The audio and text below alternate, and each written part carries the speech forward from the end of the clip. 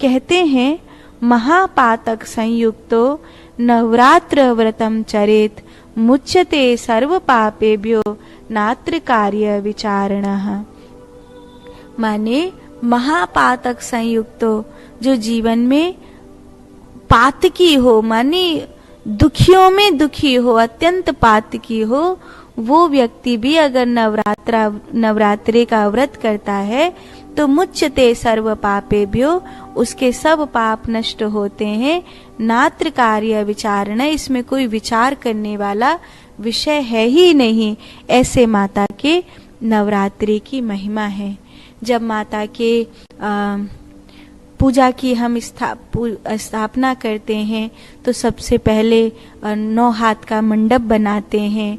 उस पर माता के अनुकूल पीले रंग का सुंदर वस्त्र बिछाते हैं।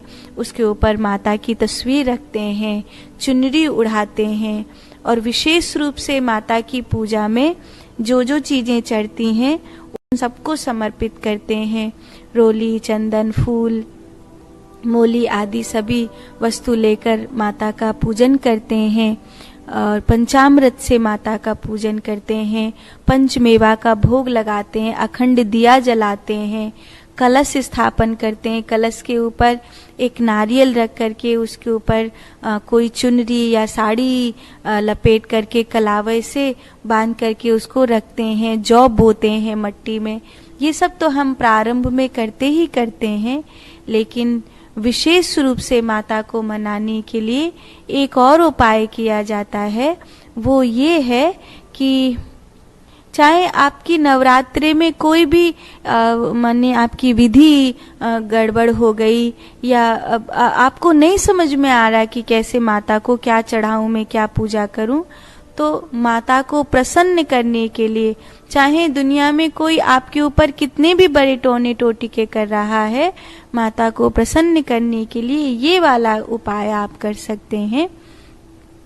एक बेलपत्र लें और उस बेलपत्र पर जो ऊपरी हिस्सा है, उसका जो सीधा वाला हिस्सा है, उसके ऊपर सिंदूर लगाएं और सिंदूर लगा करके, सिंदूर कैसा हो उसमें थोड़ा सा सिंदूर में हल्का ऐसे घी मिला लें और जैसे, और उसके ऊपर बेलपत्र के ऊपर लगा करके, सिंदूर वो नहीं हो जो हनुमान जी को चढ़ता है वो वाला नहीं, बल्कि वो जो रोली के रूप में, सिंदूर के रूप में, ये लाल वाला जो तिलक में लगता है वो वाला, चोला वाला सिंदूर नहीं लिया जाता। जो लाल वाला सिंदूर है जो मैयाएं मांग में भरती हैं वो वाला लिया जाता है।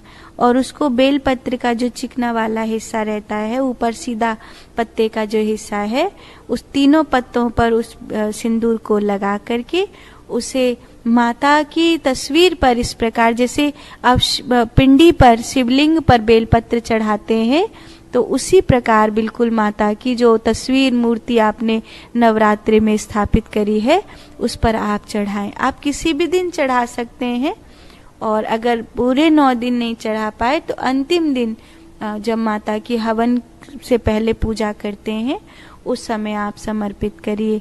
नहीं तो नवरात्रि के जिस भी दिन आपको यह सुविधा संभव हो उसी दिन आप यह उपाय करिए माता को प्रसन्न करने के लिए। ये एक बहुत सुंदर प्रयोग है जो शायद आपको सब प्रकार की बाधाओं से, सब प्रकार की विपत्तियों से बचा लेने के लिए मान्य है। तो ऐसा आप करिए। और